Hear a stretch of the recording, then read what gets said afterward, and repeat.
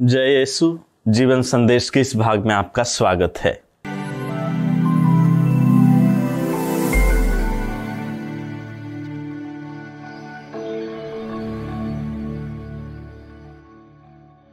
आप जिंदगी में जितना ऊपर उठोगे, लोगों की नजर आप पर उतनी ही ज्यादा पड़ेगी।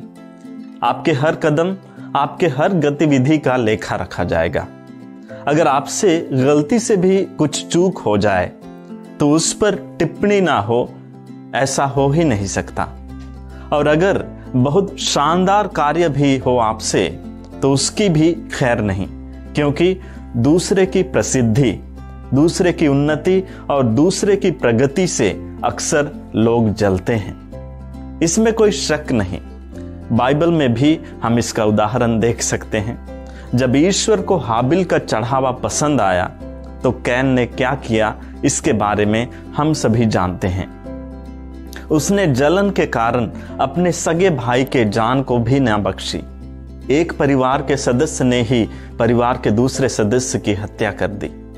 कुछ उस तरह की प्रवृत्ति ने ही लोगों को यीशु के जान का दुश्मन बना दिया था। सुसमाचार में हम देखते हैं कि यीशु अपनी शिक्षा और कार्य के कारण लोगों में लोकप्रिय बनते जा रहे थे। उनके मधुर वाणी और उनके महान कार्यों के लोग दीवाने हो बैठे थे। भीड़ की भीड़ उमड़ पड़ती थी, वे जहां कहीं भी जाते थे। आज के सुसमाचार में भी हम देखते हैं कि इतनी भीड़ जमा होने लगी कि उनके पास भोजन करने की भी फुर्सत नहीं रही। ऐसा हम सुसमाचार में सुनते हैं। यह सब देखकर यीशु की लोकप्रियता और प्रसिद्धि से उस समय के गुरु लोग, शास्त्री और फरीसी लोग हर समय इसी ताक में रहते थे कि किस तरह यीशु को गिराया जाए।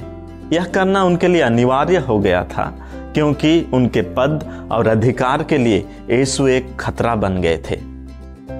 बहरहाल यीशु गरीब, लाचार और बीमार लोगों के लिए इतना कैसे कर सकते थे? उन लोगों के लिए इतना करने की ऊर्जा उन्हें कहां से मिलती थी?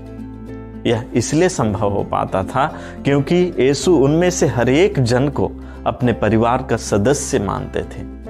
वही हम आज के सुसमाचार में यीशु को कहते हुए सुनते हैं। यीशु अपने चारों ओर बैठे लोगों पर दृष्टि दौड़ाते हैं और कहते हैं, ये है मेरी माता और मेरे भाई। जो ईश्वर की इच्छा पूरी करता है वही है मेरा भाई, मेरी बहन और मेरी माता। अतः आज के सुसमाचार में हम देखते हैं कि यीशु परिवार की बिल्कुल एक नई परिभाषा प्रस्तुत करते हैं। यीशु के लिए परिवार की संकल्पना खून के रिश्ते पर ही सीमित नहीं थी। परिवार की संरचना को चार दीवारी तक ही कैद नहीं किया जा सकता। यीशु की शिक्षा और उसके कार्य में यही खूबी थी जिसने लोगों के बीच उन्हें चहेता बना दिया था। जो भी उनके पास आते थे अपनापन का अनुभव करते थे।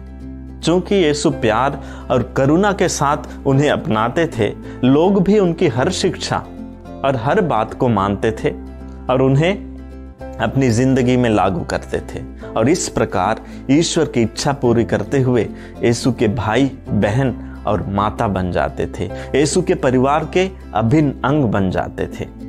प्रिय भाइयों एवं बहनों, जैसे जैसे हम प्रगति करते जा रहे हैं, जैसे जैसे हम विकसित होते जा रहे हैं, दुनिया छोटी होती जा रही है, लेकिन हमारे बीच की दूरियां बढ़ती जा रही हैं।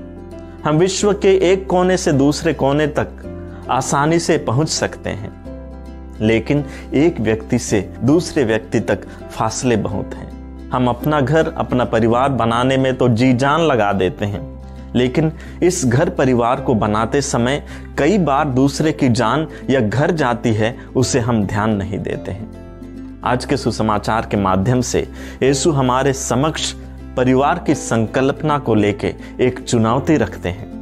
क्या हमारा परिवार हमारे घर की चार दीवारी तक ही कैद है? वसुधैव कुटुंबकम भारतीय संस्कृति की एक महान धरोहर है, एक परंपरा है।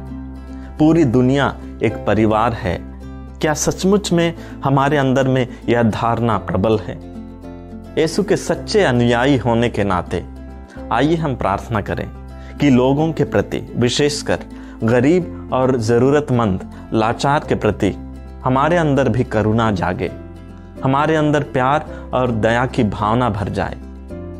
हम अपने सोच, बात और कार्य से एक विस्तृत, एक बड़े परिवार की संरचना करें और हक से यीशु के परिवार का सदस्य कहलाएं।